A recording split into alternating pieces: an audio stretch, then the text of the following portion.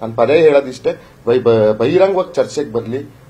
ನನ್ನ ವಿರುದ್ಧ ಇರುವಂತಹ ಆರೋಪ ಮಾಡ್ತಾ ಇದ್ದಾರೆ ಅದಕ್ಕೆ ದಾಖಲೆಗಳು ಕೊಡ್ಲಿ, ಸಾಕ್ಷಿ ಕೊಡ್ಲಿ. ಖಂಡಿತವಾಗಿಯೂ ಅವ್ರು ಹೇಳಿದ್ ನಾನು ಬದ್ಧಾಗಿರ್ತೀನಿ.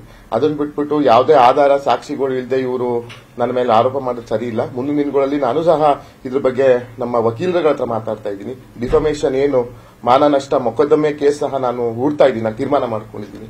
ಯಾಕಂದ್ರೆ ಇಲ್ಲಿ ಸಲ್ಲದ ಆರೋಪ ಮಾಡೋಕ್ಕೆ ನನಗೆ ನಮ್ಮ ಪಕ್ಷ, ನಮ್ಮ ಜಿಲ್ಲೆಯ ಜನ ಒಬ್ಬ ಒಂದು ಏನು ನಂಬಿಕೆ ಇಟ್ಟು ನನ್ನ ಈ ಚುನಾವಣೆಯಲ್ಲಿ ಪಕ್ಷ ನಿಲ್ಲಿಸಿದ್ರು. ಜಿಲ್ಲೆ ಜನ ನಂಬಿಕೆ ಇಟ್ಟು ನನ್ನ ಚುನಾವಣೆಯಲ್ಲಿ ಅವಕಾಶ ಮಾಡಿಕೊಟ್ಟು ಬೆಂಬಲಿಸಿದ್ದಾರೆ. ಅದ್ರ ಫಲಿತಾಂಶ 4ನೇ ತಾರೀಕು ಬರ್ತದೆ.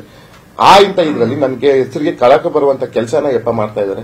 ಇದನ್ನ ನಾನು ಕಾನೂನು ಹೋರಾಟ ಮಾಡಕ್ಕೆ ನಾನು ಸಿದ್ಧನೇ ಇದ್ದೇನೆ, ಕಾನೂನು ಹೋರಾಟ ಮಾಡ್ತೇನೆ. ನಾನು ಮಾಧ್ಯಮ ಮುಖಾಂತರಗಳಿಗೆ ಕೇಳ್ಕೊಳ್ಳೋದು ಒಂದೇ, ಈ ತನಿಖೆ ನ್ಯಾಯಸಮ್ಮತವಾಗಲಿ. ಯಾವುದು ಈ ಸಂತ್ರಸ್ತೆ ಪೆನ್, ನನಗೆ ಇನ್ನೊಂದು ನಾನು ಮಾಧ್ಯಮ ಮುಖಾಂತರ ಕೇಳೋಕೆ ಇಷ್ಟಪಡ್ತೀನಿ. ನನಗೆ ಆ ಪೆನ್ ಡ್ರೈವ್ ಸುದ್ದಿ ಮಾತಾಡ್ಲಿಕ್ಕೆ ನನಗೆ ಅಸಹ್ಯ ಅನಿಸ್ತದೆ. ನನಗೆ ಅದು ಮಾತಾಡಕ್ಕೆ ನನಗೆ ಇಷ್ಟ ಇಲ್ಲ. ನಾನು ಸಹ ಒಬ್ಬ ಸೊಫಿಸ್ಟಿಕೇಟೆಡ್ ಫ್ಯಾಮಿಲಿಯಿಂದ ಬಂದಿರೋದು. ನಾನು ಮಹಿಳೆಯರ ಜೊತೆ, ಸೋದರಿಯರ ಜೊತೆ ಬೆಳೆದಿರೋಂಥವ್ರು. ನಾನು ಮಾತಾಡಕ್ಕೆ ನನಗೆ ಇದ್ರ ಬಗ್ಗೆ ಇಷ್ಟ ಇಲ್ಲ. ಹಾಗಾಗಿ ನ್ಯಾಯಸಮ್ಮತವಾಗಿ ಅದು ತನಿಖೆ ಆಗಲಿ. ಏನ್ ಇವ್ರು ಹೇಳ್ತಾ ಇದಾರಲ್ಲ, ಅವ್ರು ಬಿಟ್ರು ಇವ್ರು ಬಿಟ್ರು ಅಂತ ಏನೇನೋ ಹೇಳ್ತಾ ಇದಾರೆ, ಚುನಾವಣೆ ಟೈಮಲ್ಲಿ ಬಿಟ್ರು, ಹಾಗೆ ಬಿಟ್ರು, ಅವ್ರ ಮನೆಗೆ ಹೋಗಿದ್ರು, ಅದನ್ನ ಸಾಕ್ಷಿ ಸಮೇತ ಕೊಡ್ಲಿ. ಅದನ್ನು ತನಿಖೆ ಆಗಲಿ. ತನಿಖೆಯಲ್ಲಿ ಯಾರು ತಪ್ಪಿತಸ್ಥಿರ್ತಾರೋ ಅವ್ರಿಗೆ ಶಿಕ್ಷೆ ಆಗಲಿ. ನಾನಂತೂ ಇಷ್ಟಕ್ಕೆಲ್ಲ ಈ ಗೊಜ್ಜೆ ರಾಜಕಾರಣಕ್ಕೆ ನೇರ ಕಾರಣ ದೇವರಾಜೇಗೌಡ. ನಿನ್ನೆ ನಡೆದಿರುವಂತಹ ಏನ್ ಈ ಗೊಜ್ಜೆ ರಾಜಕಾರಣ ಅಂತ ಹೇಳ್ತಾರೆ, ಇದಕ್ಕೆಲ್ಲ ಕಾರಣ ದೇವರಾಜೇಗೌಡರು. ಈ ಒಂದು ತನಿಖೆನ ದಿಕ್ ತಪ್ಪಿಸಕ್ಕೆ ಮಾಡ್ತಿರುವಂತಹ ಹುನ್ನಾರ ಇದು. ಇವರು ಯಾವ ಪಕ್ಷದಲ್ಲಿ ಯಾವ್ದಾದ ರೀತಿ ಏನ್ ಆಮಿಷ ಇಟ್ಕೊಂಡು ಏನ್ ಮಾಡಿದ್ದಾರೆ ಅನ್ನೋದು ನನಗಂತೂ ಗೊತ್ತಿಲ್ಲ. ಒಂದೊಂದ್ ದಿನ ಒಂದೊಂದು ಪಕ್ಷದ ಪರ ಮಾತಾಡ್ತಾರೆ. ಮತ್ತೆ ನಾನು ಯಾವ ವಿಷಯನ ಖಂಡಿಸ್ತೀನಿ ಅಂತ ಹೇಳಿದ್ರೆ, ನಮ್ಮ ಸರ್ಕಾರದ ಮಾನ್ಯ ಮುಖ್ಯಮಂತ್ರಿಗಳು ಉಪಮುಖ್ಯಮಂತ್ರಿಗಳ ಬಗ್ಗೆ ಮಾತಾಡಿದ್ದಾರೆ.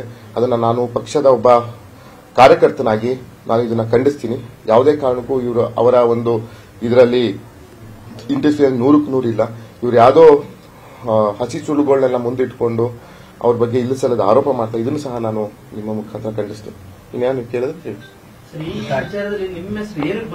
ಅದೇ ನನಗೂ ಗೊತ್ತಿಲ್ಲ ಇವ್ರು ಏನಕ್ಕೆ.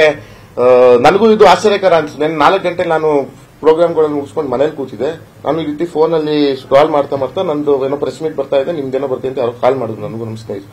ಅದ್ರ ಮೇಲೆ ನಾನು ನೋಡಿದಾಗಲೇ ಗೊತ್ತಾಗಿದ್ದಂಗೆ ಇಷ್ಟು ದಿವಸ ಇಲ್ದರೆ 27 ಆಯ್ತು ಚುನಾವಣೆ. ಇದೆಲ್ಲ ರಗಳೆ ಸ್ಟಾರ್ಟ್ ಆಗಿ ಆಗ್ಲೇ ಆಯ್ತು. ಇವತ್ತೆಷ್ಟು 7ನೇ ತಾರೀಕು, 10-12 ದಿವಸದಿಂದ ಇದು ನಡೀತಾ ಇದೆ. ಎಷ್ಟು ದಿನ ಆದ್ಮೇಲೆ ಇವತ್ತು ಏನಕ್ಕೆ ನನ್ನ ಹೆಸರು ತಗೊಂಡ್ರಿ ಅವರು? ಏನಾದ್ರು ತಪ್ಪನಿದೆ ಅವತ್ತೆ ಫಸ್ಟೇ ಹೇಳ್ಬೋದಿತ್ತಲ್ಲ. ಇದು ಯಾವ್ದೋ ಅದೇನೋ ಪಾಪ ಖಾಸಗಿ ಹೋಟ್ಲ ಯಾವ್ದೋ ಹೆಸರು ತಗೊಂಡು ಹೋಟ್ಲ ಹೆಸರು ತಗೊಂಡು ಇವತ್ತು ನಿನ್ನೆ ಯಾಕೆ ಆರೋಪ ಮಾಡ್ತಾರೆ? ಇಷ್ಟು ದಿವಸ ಏನ್ ಮಾಡ್ತಾ ಇದ್ರು ಇವರು? ಕಾರ್ತಿಕ್ ಅವರು ನನಗೆ ಕಳೆದ MLA ಚುನಾವಣೆಯಲ್ಲಿ ನಾನು ಭೇಟಿಯಾಗಿದ್ದು ನಿಜ. ಯಾವ ವಿಷಯಕ್ಕೆ? ಅದೇ ಜಮೀನು ವಿಷಯಕ್ಕೆ ಭೇಟಿಯಾಗಿದ್ದೆ.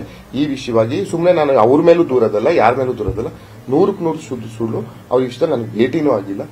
ಈ ವಿಷಯ ಬಗ್ಗೆ ನನ್ನ ಪ್ರಸ್ತಾಪನೆ ಆಗಿಲ್ಲ.